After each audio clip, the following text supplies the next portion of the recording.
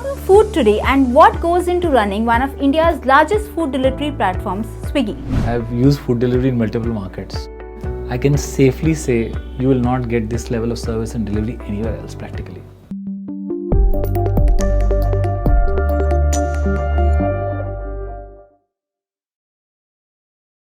Welcome to TOI Business Bytes. Serving piping hot insights from the food world today is Rohit Kapoor.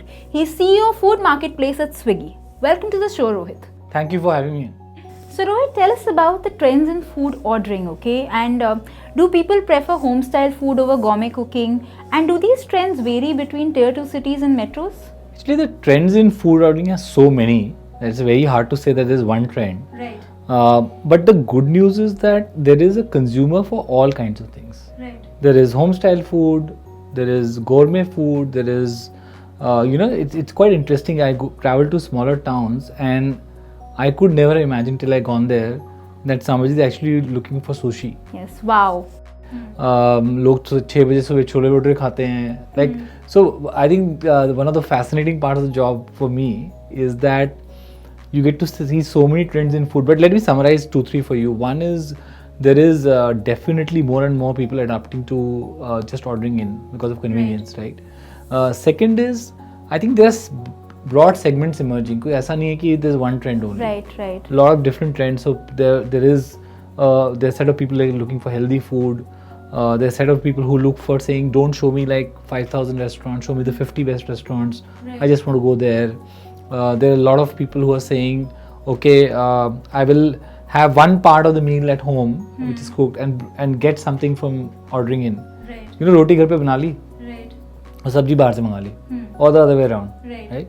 So we are just starting out. I think as a country, I think we're just starting to look at ordering in a very different way. Food has been a tradition for decades and centuries, but it's being consumed very differently now. Okay, there are no region-specific trends also that you see. Region-specific trends, of course, cuisines differ, right? Biryani, but there's something we continue to rule. Like biryani continues to be a top seller. Like I every year I joke with my team saying, "Kuch to naya batao," right? And they say, "Is baar bhi biryani sabse zyada biki," right? But apart from that, if you use cases are different. So in small towns, for example, what we see is मेहमान घर पे आ रहे हैं तो order करके कुछ अच्छा खाना मंगाते हैं, right? And in a Bangalore, for example, on Sundays the cooks don't come. Right. Okay, so you'll see a lot of couples, they order 3 times a day. So all 3 meals are coming from outside. There is just a wide variety of use cases. The beauty of this is that today the consumer knows that I can get food within, let's say, 30-40 minutes anytime, right? And that has just freed up so many tensions around food that used to prevail, and just given a lot of comfort to people. So you'll see multiple use cases emerge. Late night is becoming a trend, right? Okay. People at 2 a.m., those who work late night, they just order food. So what is the market size for food entrepreneurship in India, and what is the business environment like? So let me actually say that market size is, I don't know, 40,000-50,000 crores, some very large number, okay? Right. But it's irrelevant, okay?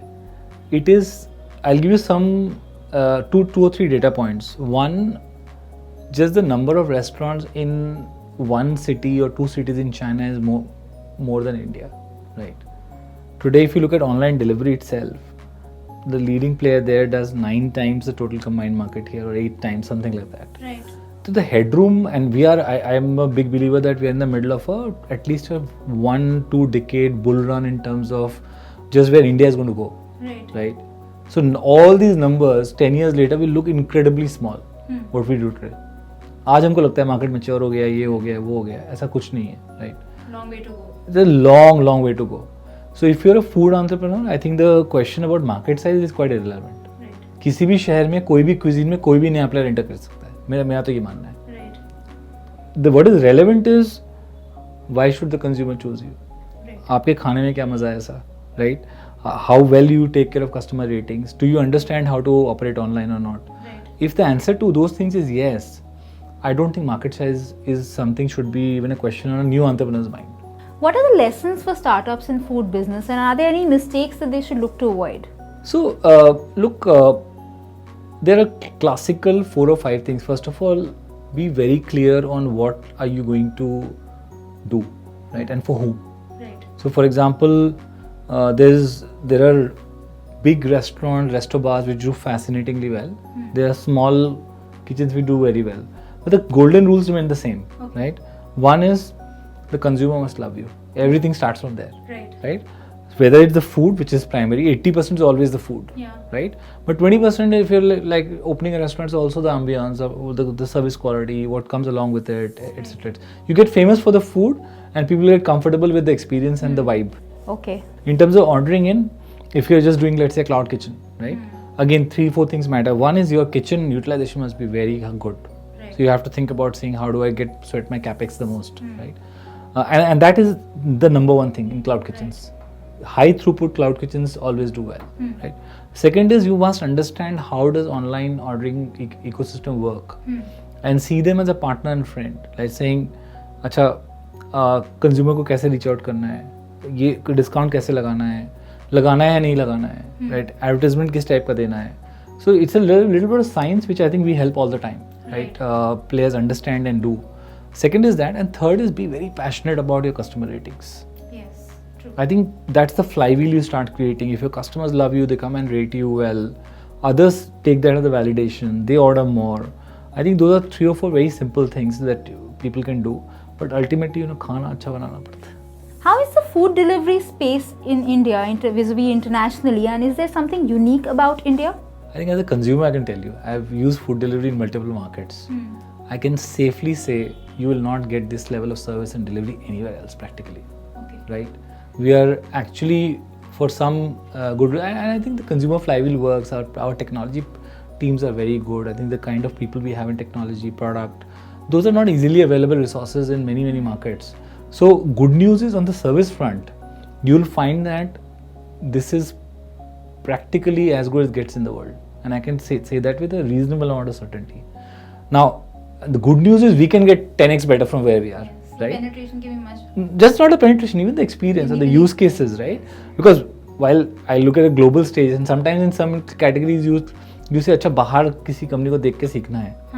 हम भी सीख सकते हैं, सीखते भी हैं, but अभी देख के लगता है कि नहीं, हमको तो खुद ही innovate बहुत करना है. Right. Because frankly, the market here is so interesting. Consumers want so many different things that our ability to innovate, and maybe this is one of the categories where hopefully foreign companies or in other markets will look at India and say this is a really good set of operators here who are doing some fantastic stuff.